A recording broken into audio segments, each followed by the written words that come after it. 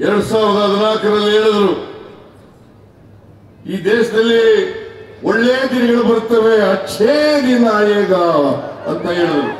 2014 मध्ये सांगितले या देशामधल्या लोकांना लवकरच अच्छे दिन बघायला मिळतील, पण कधी अच्छे दिन आले नाही. अच्छे दिन हे कधी येणार? हे बीजेपी सरकार गेल्यानंतरच येणार.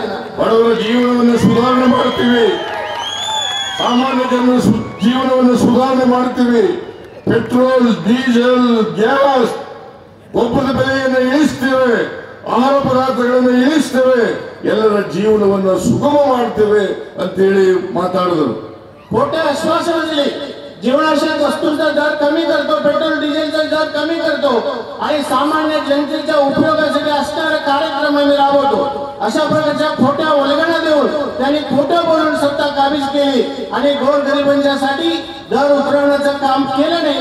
कुठलाही अशा एक प्रकारचा कार्यक्रम त्यांच्या भाजपा पक्षामध्ये नाही, लक्षात घ्या. ಈ ದೇಶದ ರೈತರು ಅನೇಕ ಕಷ್ಟಗಳನ್ನು ಎದುರಿಸಿದ್ರು ಕೂಡ ರೈತರ ಸಾಲವನ್ನ ಮನ್ನಾ ಮಾಡತಕ್ಕಂತ ಕೆಲಸವನ್ನ ಮಾಡಲಿಲ್ಲ. अनेक शेतकरी, देशाचा शेतकरी अनेक संकटांना सामोरे गेला, परंतु या देशाच्या शेतकऱ्यांचा प्रश्न सोडवण्याचं काम केलं नाही, त्यांचा कर्ज माफी करण्याचं काम केलं नाही. शेतकऱ्यांच्यासाठी एकही कार्यक्रम बीजेपी सरकारने आज ताब्यात जाहीर केलेले नाही. ರೈತರು ಅನೇಕ ಬಾರಿ ನಮ್ಮ ಸಾಲ ಮನ್ನಾ ಮಾಡಿ ನಾವು ಕಷ್ಟದಲ್ಲಿದ್ದೇವೆ ಅಂತ ಹೇಳಿದ್ರೆ ಸಾಲ ಮನ್ನಾ ಮಾಡಿಲ್ಲ. ಅವರು ಸಾಲ ಮನ್ನಾ ಮಾಡೋದು ಯಾರ್ದು ಅಂತಂದ್ರೆ ಬಂಡವಾಳಶಾಹಿಗಳು, ಕೈಗಾರಿಕೋದ್ಯಮಿಗಳು. ಅವರ ಸಾಲ 16 ಲಕ್ಷ ಕೋಟಿ ರೂಪಾಯಿಗಳನ್ನ ಮನ್ನಾ ಮಾಡಿದ್ರು. शेतकरी कष्टात असताना सुद्धा अनेक वेळा विनंती केली, पण शेतकऱ्यांचा कर्ज माफ केलं नाही. त्यांनी कर्ज माफ कुणाचा केला? अनेक भांडवलशाही लोक आहेत, या सर्व भांडवलशाही लोकांचा 16,000 कोटी रुपये इतका कर्ज माफ केलेलं आहे नरेंद्र मोदींनी, पण शेतकऱ्यांचं कर्ज माफ केलं नाही, लक्षात ठेवा बंधू. ಮನಮೋಹನ್ ಸಿಂಗ್ ಅವರು ಪ್ರಧಾನಮಂತ್ರಿಯಾಗಿದ್ದಾಗ ರೈತರ ಸಾಲ 72,000 ಕೋಟಿ ರೂಪಾಯಿಗಳನ್ನು ಮನ್ನಾ ಮಾಡಿದ್ರು. देशाचे प्रधानमंत्री मनमोहन सिंग साहेब असताना शेतकऱ्यांचा कर्ज 72,000 कोटी इतका कर्ज माफ केलेलं आहे शेतकऱ्यांच्या, लक्षात. ಯಾವತ್ತಾದ್ರೂ ಮಹಾರಾಷ್ಟ್ರದಲ್ಲಿ ಭಾರತೀಯ ಜನತಾ ಪಕ್ಷ ಅಧಿಕಾರದಲ್ಲಿ ಇದ್ದಾಗ ರೈತರ ಸಾಲ ಮನ್ನಾ ಮಾಡಿದಾರ? महाराष्ट्रामध्ये बीजेपी सरकार सत्तेवर असताना कधी शेतकऱ्यांचं कर्ज त्यांनी आज ताब्यात माफ केलेलं नाही. ಇಡೀ ದೇಶದಲ್ಲಿ ಎಲ್ಲೂ ಕೂಡ ರೈತರ ಸಾಲ ಮನ್ನಾ ಮಾಡಿರ್ತಕ್ಕಂಥ ನಿದರ್ಶನ ಇಲ್ಲ. संपूर्ण देशामध्ये कुठल्याही राज्यामध्ये बीजेपी सरकारने शेतकऱ्यांचं कर्ज माफ केलेलं आहे असं एकही उदाहरण या ठिकाणी सापडत नाही.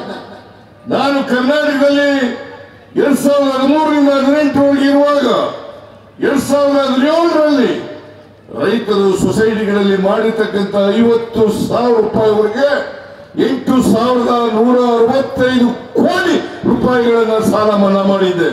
कर्नाटकमध्ये सिद्धरामय्या साहेब 13 ते 18 पर्यंत मुख्यमंत्री असताना त्या ठिकाणी प्रत्येक शेतकऱ्याचं कर्ज 50,000 पर्यंत माफ केलं.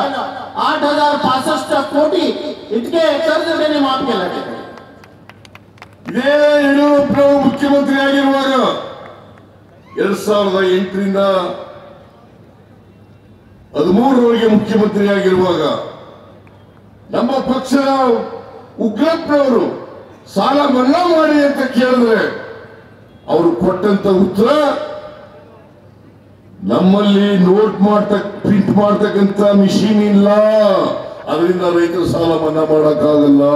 कर्नाटकामध्ये बीजेपीचे येडियुरप्पा मुख्यमंत्री असताना शेतकऱ्यांचं कर्ज माफ करा असं आमचे एमएलसी उग्रप्पा यांनी सांगितलं.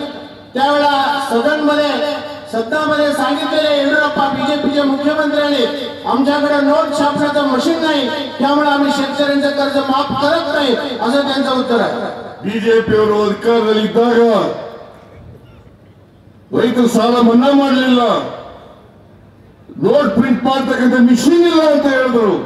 ಆದ್ರೆ ಬಿಜೆಪಿಯವರ ಮನೆಯಲ್ಲಿ ಇರ್ತಕ್ಕಂಥದ್ದು ನೋಟ್ ಎಣಿಸ್ತಕ್ಕಂಥ ಮಿಷಿನು.